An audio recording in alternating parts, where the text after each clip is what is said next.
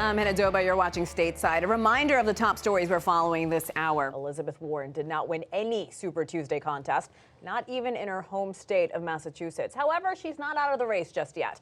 After losing in South Carolina over the weekend, she pledged to continue to campaign at least through March. We'll see if the Super Tuesday results change that equation at all. You're right. She certainly showcased that. Another big moment, Isaac, was South Bend Mayor Pete Buttigieg's response to a question about a white police officer killing a black man in the city. Let's take a look at that as well. Now to the latest on the coronavirus outbreak. Germany confirmed its first case of the disease, with the death toll from the virus now rising to 106 people, with China alone reporting 4,515 confirmed cases. The U.S. currently has 5 coronavirus cases in Washington state, Arizona, Illinois, and 2 in California. Joining us now for the latest from China, Patrick Falk, correspondent in Beijing. Good morning, Patrick. So what's the mood on the ground in China right now? A mass shooting in California leaves at least 12 people dead, including a police officer. Police say the gunman is also dead. Wall Street apparently liked the business-friendly policy proposals in President Trump's speech to Congress. He did earlier today that this was a hoax. Hoax number 7 is what he said.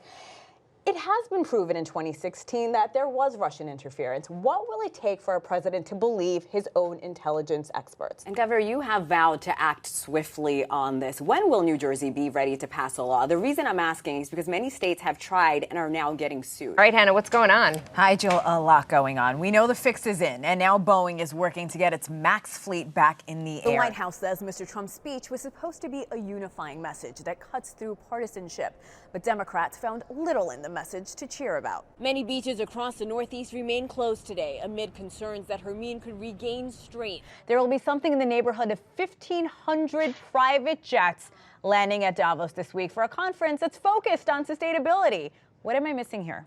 Several countries in Europe are being met with some of the hottest temperatures they have ever seen this early in the summer. The heat wave is not only historic, it's dangerous. One city that's taking precautions in Paris. Joining us this morning is I-24 News reporter Eduardo Q. Eduardo, good morning from New York.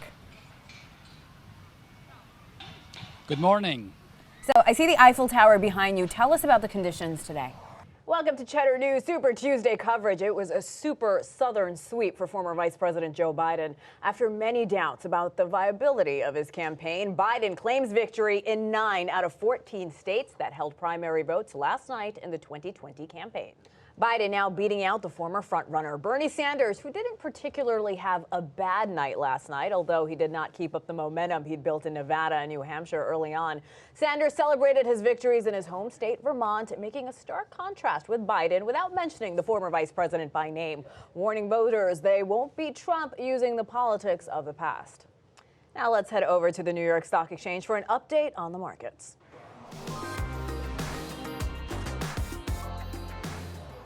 And Jill Wagner's at the New York Stock Exchange. Hello, Jill. Good morning. Another dismal day on Wall Street yesterday. How are futures looking? Investors are waiting for the July jobs report released before the opening bell today. The debate may have wrapped up on television, but the war of words was far from over between 2 presidential candidates on the stage. In the wake of the shooting, many lawmakers on Capitol Hill are questioning San Francisco's sanctuary policy. Thanks for staying with us as we watch President Trump become the first sitting president to attend a March for Life anti-abortion rally. Let's bring in Mo Velo, former senior advisor to Joe Biden and board director at Transparent Business. Welcome, Mo. Hey, Hannah. Thanks for having me. We're so excited to have you on this Friday night. So President Trump is once again minimizing these warnings from his own intelligence experts. We heard him at the rally there. He tweeted earlier today that this was a hoax. Hoax number 7 is what he said. It has been proven in 2016 that there was Russian interference. What will it take for a president to believe his own intelligence experts? I'm not entirely sure he ever will, because I think his MO, Love it. his MO tends to be, if it's not in his favor, if the information doesn't help him or benefit him politically, he just calls it a hoax, or it's on that clip, disinformation. Right. It's absurd. It's absolutely, frankly, every American should be very, very worried and scared.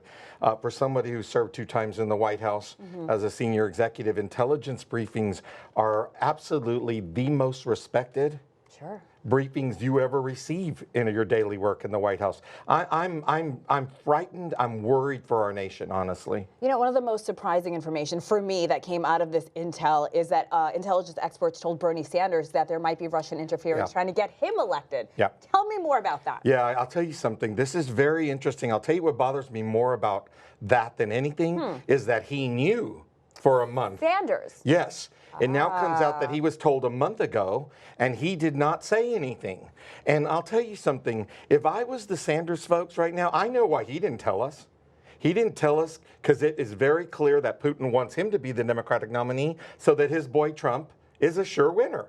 And that to me is a sign that Russia is saying, Bernie's the one we can beat. Let's help him become the nominee. That's why Sanders didn't let us know. I can almost bet you. All right, let's talk a little bit more about this intel. So the interference is expected to include hacking, weaponizing social media, and attacks on election infrastructure. Now with new leadership at the helm with Grinnell, could that thwart these efforts? You know, I don't trust anybody that is a political hack. And with all due respect to Mr. Grinnell, I don't know him. I'm going to assume he's a good guy and a smart man. Sure. I am. I'm going to give him the benefit of the doubt. But the reasons the president put him in that position really concern me. You don't pick people because they're loyal to you. Right. You pick people because they're loyal to our nation. Right. And they're going to do right by our country. And that's what worries me. He's been put in there from a political perspective when he should have been put in there from a patriotic perspective. I have about 10 seconds left. I have to ask, how worried should Americans be? I think Americans should be extremely worried. There's a pattern. If you just look at the number of the president's associates who are convicted felons now, you see patterns of corruption in everything the man does and says. We should be extremely worried. Movella, thank you so much for being on. Former senior advisor to Joe Biden and board director at Transparent Business. Thank you so much for being on. Thank you, Hannah, for having me. For right now, I'm Hena Doba.